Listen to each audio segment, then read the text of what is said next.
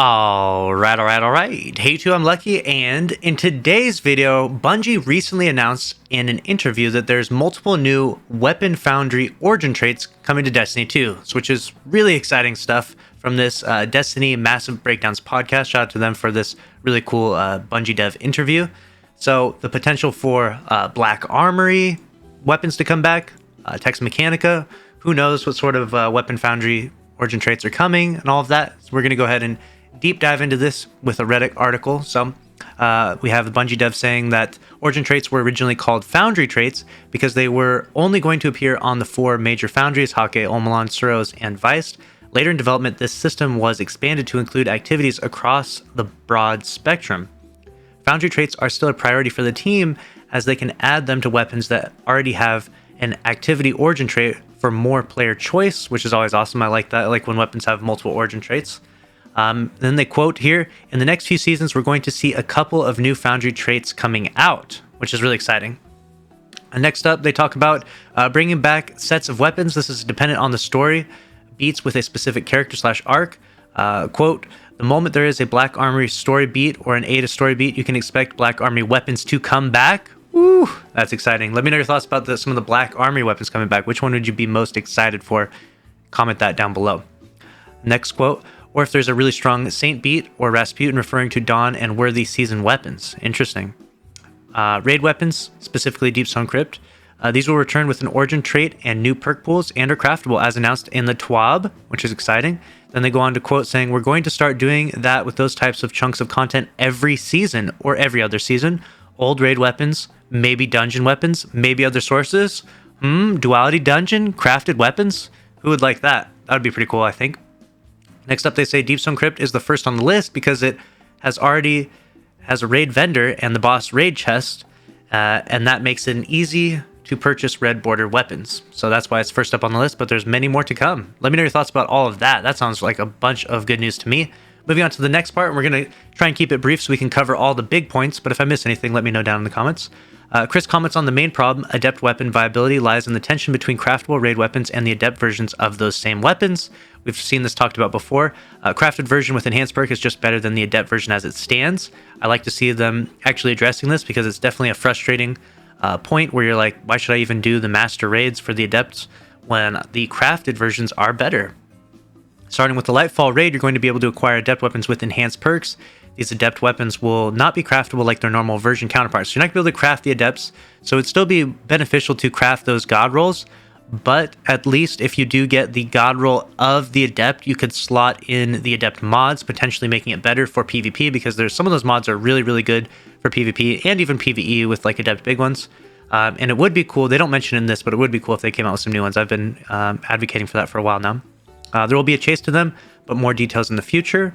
Adept weapons from Trials/Nightfalls. The goal is to make those weapons extra spicy. I don't know what they mean by that, but I'm looking forward to that.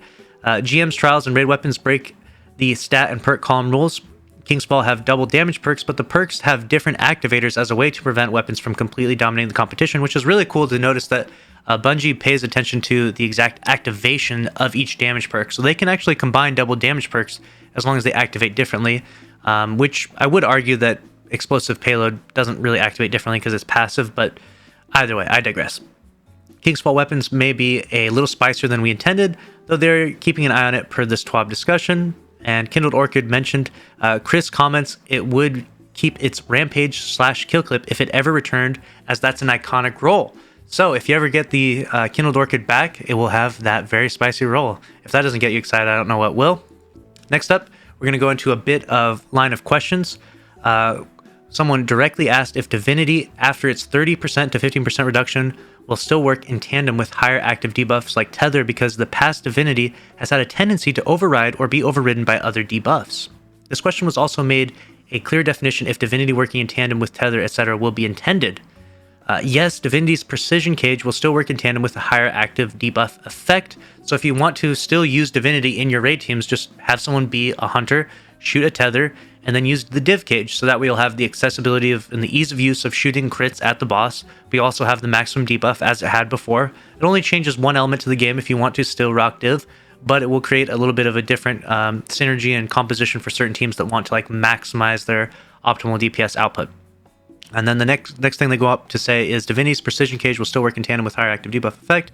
Divinity is also receiving some quality of life fixes, so its Precision Cage can interact with Rewind Rounds and Cloud Strike. That's a tongue twister. Rewind Rounds. Anyone remember that? Kinetic Element Uplift. All right, next they're talking about kinetic weapons, which is interesting because now we have kinetic and stasis, but kinetics are kind of like in their weird own damage type, and they don't, there's no like kinetic burn, right? That'd be cool. One day it would be nice to see it here, kinetic burn.